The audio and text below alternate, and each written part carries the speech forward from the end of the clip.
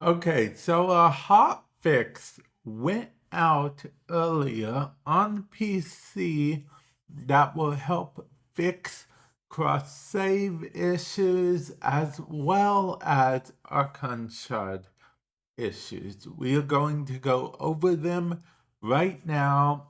I presume some of this hotfix will make its way to console at a later date. I'm assuming some of it needs to have coding changed, and consoles have to get their stuff sent to certification before. It's a whole other thing. So let's go over what has happened so far. They say that they need the fixes in place before they can reopen cross save, but they plan on doing it this month, January. So stay tuned for that. They fixed for cross save fixes anyway. They fixed the rare instance where selecting an account that had not completed was prized as your primary during the merging process would cause progression issues for the merged account. Next rare case where merged PC and console accounts that were in the same clan would no longer be a member of it in the merged account. Next rare case where Tenogen purchases made via the Steam Workshop would incorrectly lock to a player's console account instead of their PC account as intended if the player was logged in on console at the time of purchase. They're looking on a script to correct it for affected players.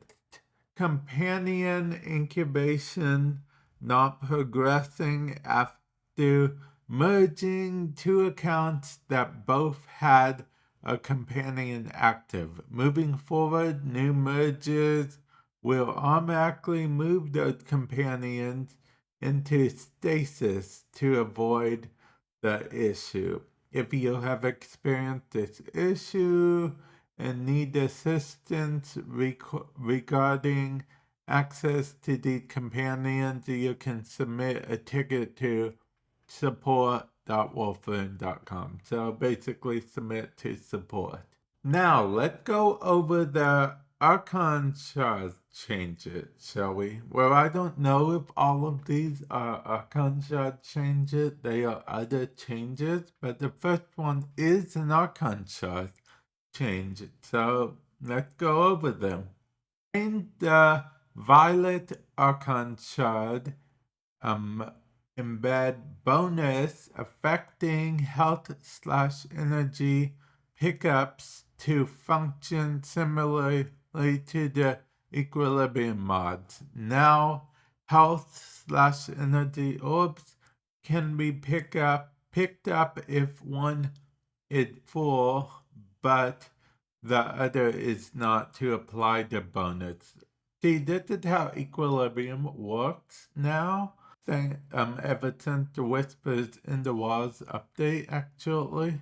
I think a little before then, but don't quote me on that. Anyway, so it's nice to know that this will work the same way. Alternatively, in case you didn't know, you could technically use Violet Archon Shard to almost completely erase the need for equilibrium if you want. Of course, that will use up pretty much all of your Archon Shard slots, so definitely keep that in mind. But there is another upside to this, which is that if you wanted the benefit Equilibrium has, as well as far as being able to pick up health orbs and whatnot, even when you are full on health, technically you can use one Violet Shard and do that if that's what you want to. But let's move on.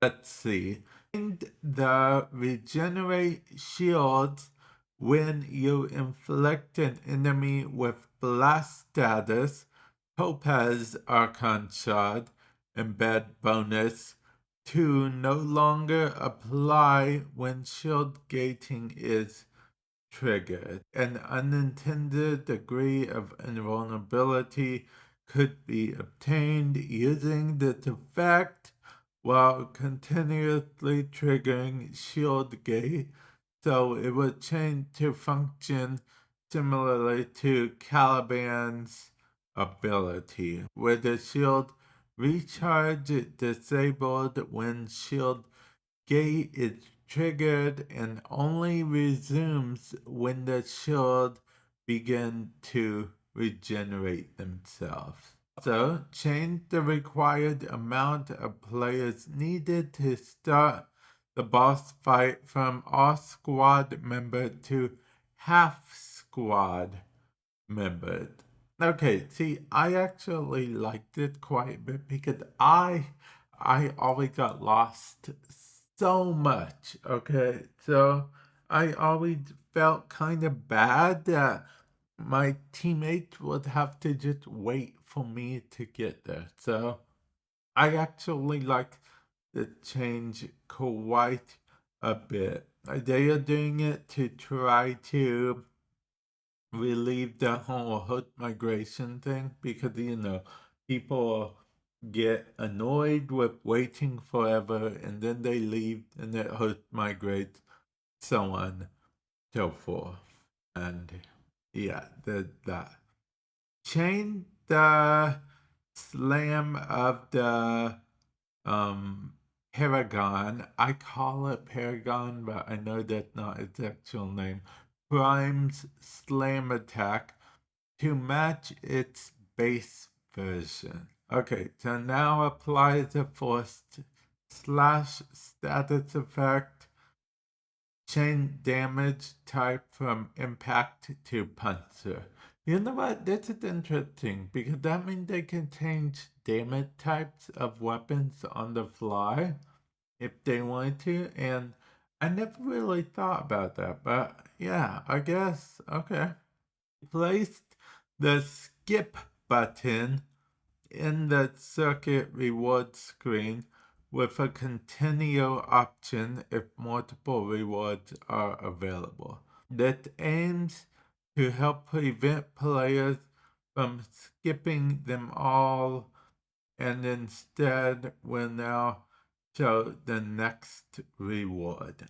Oh, as sort of an incentive, I presume. Paying offerings from vendors are now displayed as unranked. Okay, this is good. Hovering over Arcane will now display both its unranked and its max stats. So this is good because when I was a new player and bought Arcanes for the first time, I was like, oh, this is great. I buy one. I'm like, wait a minute. So yeah, I felt kind of bamboozled. So I actually like this change. Let's see, added a default MOG config for, oh, okay. So there wasn't a default MOG config. I mean, I usually use my own build for most things, so I didn't even know there wasn't, but it's kind of funny that there wasn't. So, yeah, remove the mention of syndicate